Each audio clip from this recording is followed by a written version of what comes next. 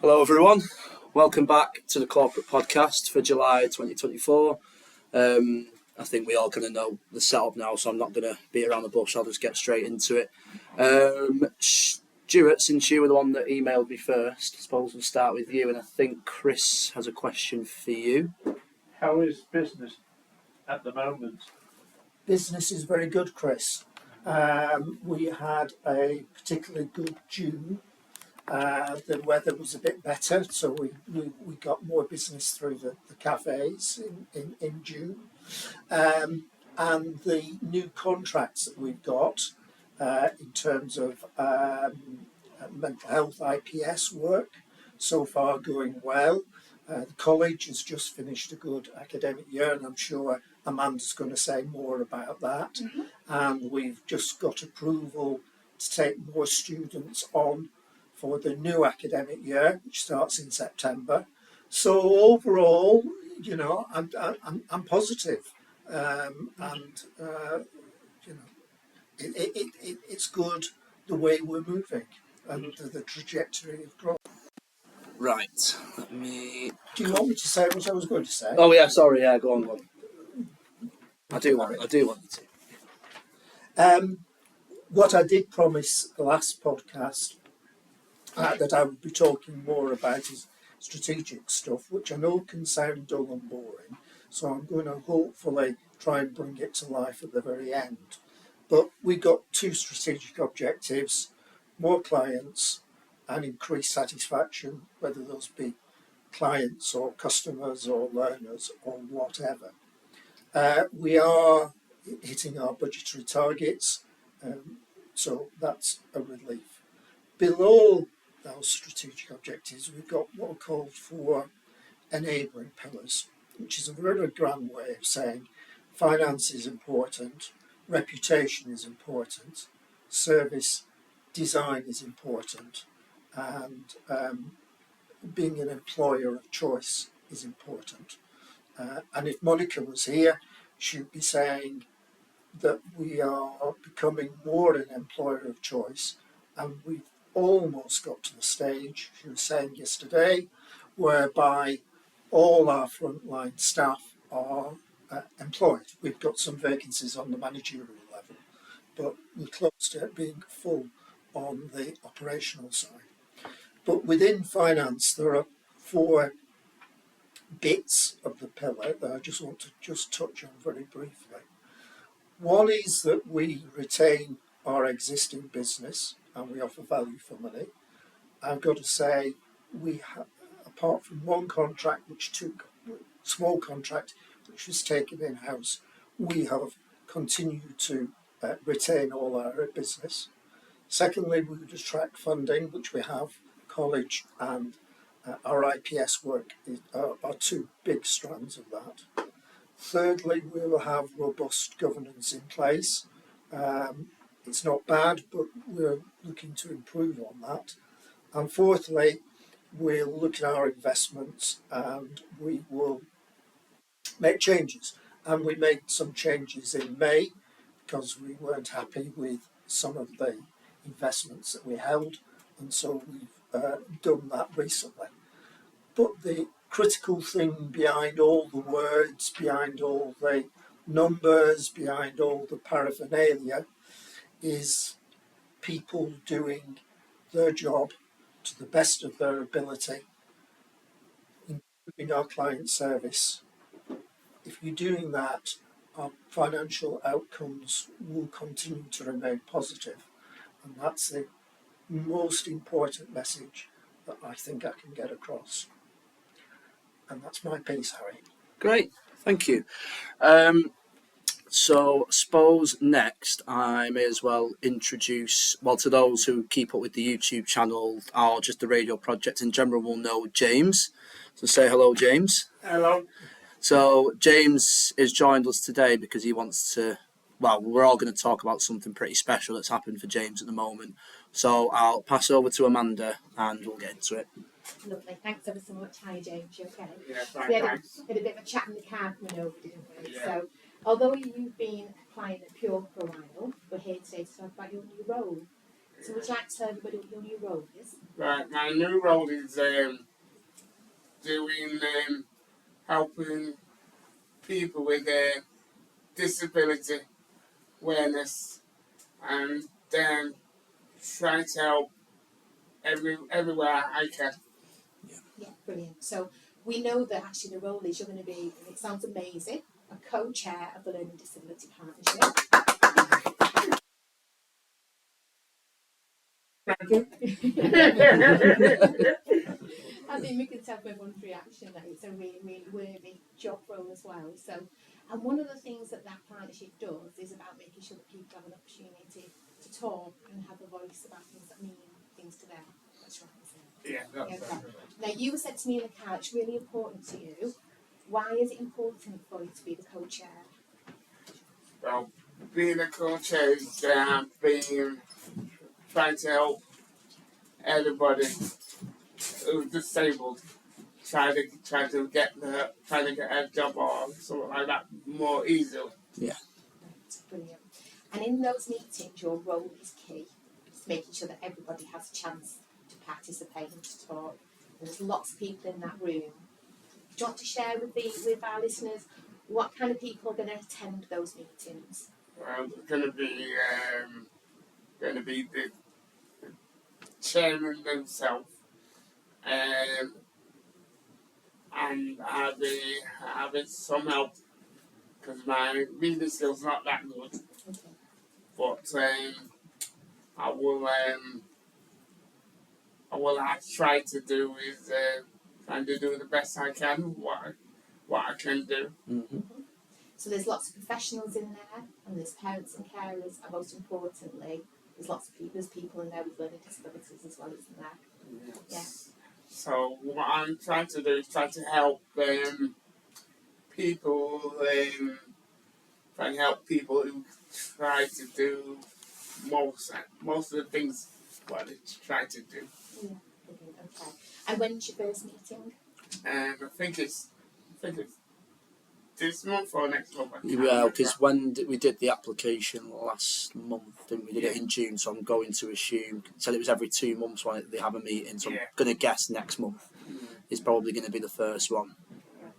And I believe you had a little bit of help from Pure to be able to get you ready for your interview. Can you tell us a little bit about what kind of help that you got? Well, I've got a bit of help with people, like my friend here. That's me, by the way. He helped me done a video. Yeah, we opted for the video application, didn't we, rather than the written one.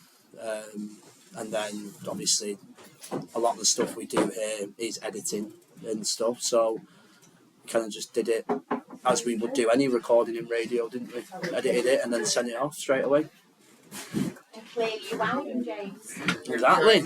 I didn't know I was going to get it or not. Ironically, it was one of ironically, it was one of the best recordings that you've done since you've been here. So it clearly meant a lot, which was great. And it was really nice. It turned out exactly how we wanted it, didn't it? In the end, which was great. Yeah. The interview was a really good way to go. Actually, it was, and it was better for them to see James and kind of understand him a bit more rather than just reading what's on a piece of paper. I agree. Yeah, I think it was really good. I'm glad we went for that choice. I'm sure you are as well. Yeah. Well, it's a really important role, so thank you very much. I believe someone else has got a question for you. Sarah, do you want to ask yours? How excited are you about your new job? Very excited, but nervous as well. Yeah. Because it's my first time. Yeah, as you should be. Yeah, it'd be weird if you weren't. Right. Thank you, James. That was lovely. I may as well give over to Pete because you've got questions on your phone. So, Thanks for giving me away. sorry. Unbelievable. At least you've got some. At least I've got some. Yeah. So we've got Lisa with us from one of the mental health teams, haven't we, Lisa? Hi, Lisa. Welcome. Yeah, welcome. Yeah, sorry, welcome. Lisa's first time, so you might be able to understand it, you might not, or you might struggle, like you do with me. So I may have some preloaded questions, Lisa, just so you know. So I believe you've got a service user or client forum group on the go at the minute in the Mental Health Network. Can you just tell us a little bit about that? What's going on? So we started a couple of months ago a lived experience group called Your Voice Matters, and it's for people that have severe mental illness to come together and talk about their experiences, things they want to change across services. And the aim is to, obviously, moving forward, that they'll be able to come together, make decisions, feedback to stakeholders, and set on meetings. The first meeting went really well. Obviously, it's in its early stages, but we have got about 7 people already, really engaging. They've all had different experiences and different challenges across the journeys, but we focused around crisis care, services that are not joined up. So this really has helped them to look and identify things that they can, start to work on already. So the next meeting is in a couple of weeks' time, so we're hoping that we will be able to shape it a little bit better and everybody to start to understand what they actually want from this group. Like I say, it's in the early stages, but it's so important that they're able to express how they're feeling and they want to see changes. What type of changes from the first meeting did you want to see? Did you get any kind of initial ideas that they came up with, or was it just kind of... Well, I think because of their experiences, and quite a few in the group have had negative and positive, and a lot of negative as well, which is a shame. They want to see, easier access to crisis services, to be able to, this as well, we meet with so many people that are in similar situations, is getting the right support around them, and they want to focus around that, and how can we express and support people moving forward to, see these changes. So they're looking at things like that. As I say, crisis care is the top of the list. And how will they feed back into people? So they're hopefully going to come up with all these kind of ideas and generate them. How will they then pass that back? So then we have a volunteer on the group, and she actually volunteers for Pure. She's a client who came through service, and she offered to sort of help with the production of it all. She's been able to type up all the meeting notes, make plans. So it's coming together really nicely. So once she feeds back everything, it will go to the stakeholders then. That's the hope of it anyway. But yeah, like I say, it is in the early stages. Real. And are you promoting it, trying to get more members to it, or is kind of We 7 a are, good number? yeah, we're waiting for a poster to be done, so that's in the making. Everyone loves a poster. Everybody loves a poster. But I think it's a really important thing. Lived experience is so, at the forefront of everything that we do, and I think it's really important that there is more around. And do you think they'll be able to do stuff to help us change maybe some of our practices in Pure as well as, kind of wider people we're touching? Yeah. I'd hope so. And I hope we'll be able to do some feedback questionnaires, things like that in the future. Looking at the ways we can deliver and change services is a massive, it's a massive growth area. So I feel like we can make a difference with it. Super. Thank you. Lovely. Is there anything else that you wanted to talk Yeah, sorry. I came prepared about trips because I normally get a trip. Well, well then. So yeah, that's why I preempted it this time. There is actually some trick questions for you. So I just thought, because I asked Kerry what trips we'd had recently. So hopefully these might ring a bell with a few people. So we did a sing and sign performance at St Chad's, and I believe that went down really well. Mm-hmm. Brookside Garden Centre, we had a visit there. We did a sing and sign performance at Warrenwood School. Mm-hmm. We did a walk up in New Mills. There was the big get-together advocacy event, which was at Vernon. I think that went really well. Yeah, I think a lot of our clients and clients from other services all came together, which is really cool. And then Hollingworth Lake, never been, don't know it. Stuart's nodded, it's a good day out. Yes. So yeah, hopefully that was great, and I'm sure there's more to come.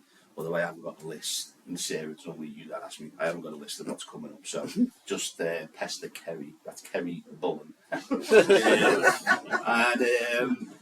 think there's loads of things going on. I think we've got a lot of new starters, so I think there's a lot of new listeners. So some of them might be hearing our voices for the first time. So good luck understanding that.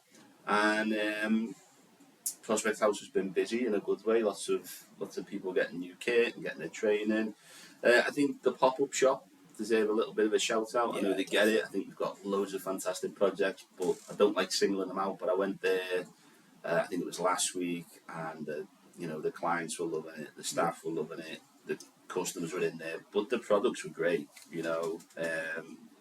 Some of the designs in there are really, really good. Yeah. So I think the clients and staff involved, and I can't name them all, so I'm not going to try, but yeah, they should be really kind of proud of what they've achieved there, because for 2 weeks it was pretty epic. Yeah. So yeah, thanks, mate. Have we got any drama work coming up, Pete? Unbelievable. Yes, we have, Stuart. We've got the Wizard of Oz, which I've never seen, and we discussed this. So there's an epic Wizard of Oz performance coming up. It's the 26th of July. 26th of July. I even remembered it because someone had told me downstairs. So I don't know if tickets are still available. Harry will probably know. Yeah, not really. Unfortunately for staff, Right, there is a lot of people coming this In time. demand. There is Sam is bringing 18 people, 18 members of his family. So yeah, Well, I'm sure it'll be great, and I'm sure the clients will smash it. And I believe that if there's any costume design problems, that could be down to Kath Brooks, because I think she had her sewing machine out for well, part of it, so. Kath's been great with. Oh, shout out Kath. She's been really good with all the helping Ruth out with her costume and some of the merch that she's done. Great. And then Steve, who's took over Pure Props, has done a really good job as well. And then Art, as always, do the backdrops and stuff. They're just as good as ever. But yeah, it's the biggest one by far in terms of what we've got. A lot more clients in the project now as well. Super. I think we've gone from 10 to 17 or 18, so fitting them in as Yeah. well. It's been great, but it should be the biggest and best. biggest and best one we've done yet. Break a leg. Thanks. That's what he said. Thank you. Not literally, so. Well, hopefully not literally. I mean, I don't know. I think that's why they say it, though, isn't it? Yes, That's the beauty. So you jinx it, so that you don't. That's correct. the one. Never thought of it. Like, Yeah. That makes sense. Right. If we're still talking about trips now, your two guys' questions were probably going to be aimed for Louise, or even if she was here, Emily Baker.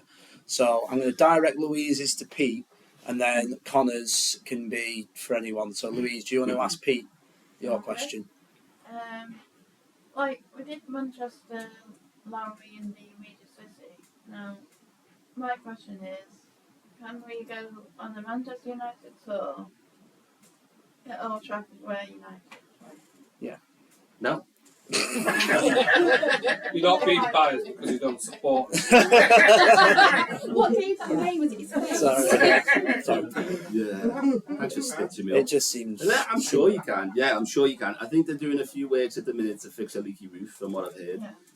But I'm sure I can mention it to someone. And there might be enough United fans to fit in the car. I don't know. Maybe.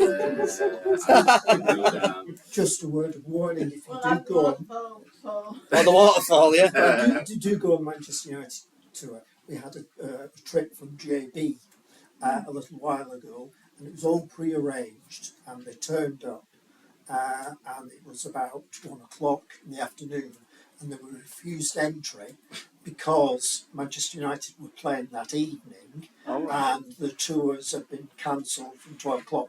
But despite the fact it'd been pre-arranged, nobody told them. Ooh. So just a word of warning: don't go on the day. when City there's a game. City wouldn't do that. No, they wouldn't. There you go. I will pass it back. I promise I'll pass it back. Brilliant. Right then, yeah, like I said, Connor, I don't know if any of you guys will know the answer to this because Emily is off at the moment, but do you want to ask yours? Are we going to have a Halloween party like the Access Festival? No, I think my understanding is Emily did the Access Festival a little bit earlier in the year, was it? I can't remember. Yeah, maybe, yeah. Was it April time? Yeah. And I think, because to be honest, I suppose Emily's kind of baby, and she looks after it with the support of a lot of volunteers and a lot of staff who do at the time. But obviously she's gone off on maternity after having her baby. So I think it was just that one big one for this year is my understanding. So yeah, one big bash. So we'll try and get a few more trips in maybe to even out. I think her plan is that there will be one next year, 2025, around Halloween when she's back from mat leave. Right, okay, right, sounds good. So last but not least, I'd like to introduce. So, is it Phil? It is. Right, sorry, yeah. that just it kind of happened so quick when we started. So, would you like to introduce yourself? Yeah. So first things first. Hello everyone. This will be the first time you're hearing my voice, but my name's Philip or Phil. Phil's totally fine.